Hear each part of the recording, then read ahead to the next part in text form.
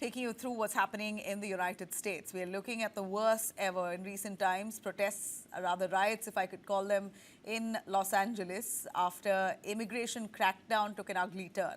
Los Angeles is, of course, burning with rage. What started as anger over sweeping federal immigration raids has now entered day 4 in Los Angeles, morphing into one of the most intense episodes of civil unrest in the city's recent history. Downtown LA is a war zone as it appears. Tear gas clouds the air. Protesters have torched dumpsters, shattered storefronts, even set driverless vehicles ablaze. Protesters there really currently at this point indulging in violence that we may not have seen in recent times in Los Angeles. Molotov cocktails hurled at officers. Fireworks, of course, we saw, not the celebratory kind, but straight, that's being launched at police lines. A protester rammed into one of the police vehicles as well. That's how aggressive protesters have turned. In fact, over 27 people have been arrested, with LAPD calling the violence disgusting, admitting that they are overwhelmed. The city has now been declared an unlawful assembly zone. In a dramatic escalation, Donald Trump has deployed 300 National Guard troops to Los Angeles without Governor Gavin Newsom's consent, preparing to activate another 500 Marines next. So Trump really taking the governor, the state head on.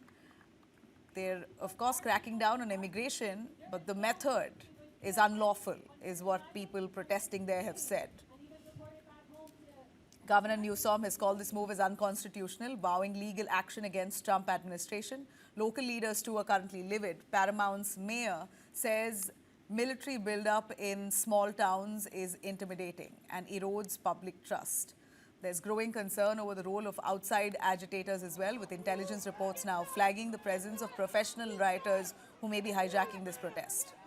But civil rights experts have cautioned that these labels, calling these protesters, legit protesters, as outsiders, has been a long-used way of discrediting organic uprisings. These protests don't stand alone. The echo at this point, Los Angeles' long and painful history of resistance. From 1968, Chicano, we saw similar protests that took place, to Rodney King riots of 1992, all the way to 2020 George Floyd protests. Los Angeles has seen one of the biggest uprisings in the United States, and this time it's yet another one, an immigration flashpoint. And let me tell you, over 1,080 Indians alone have been deported from the United States this year.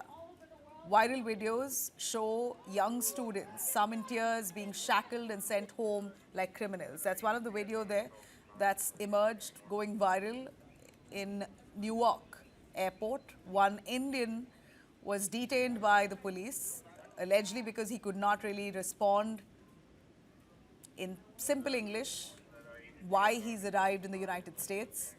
And because his answer was not satisfactory, we saw police there pinning him down to the ground at the airport itself, treating him like a criminal, and he was due to be detained post that, due to be deported.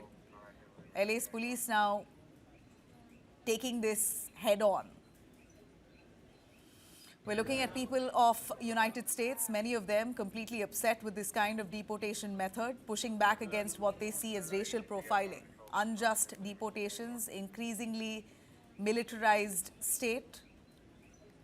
Is this a fight for rights or a crackdown in disguise? Well, we've got to wait and see how people of the United States take this on. Donald Trump does not seem to back off. He's very clear that those not wanted in America, those immigrants who are not able to explain themselves to why they're in the US or have proper documentation or whatever, just being part of a protest is enough for them to be deported. That's what Trump is doing, but people in LA now really coming out in numbers to challenge this.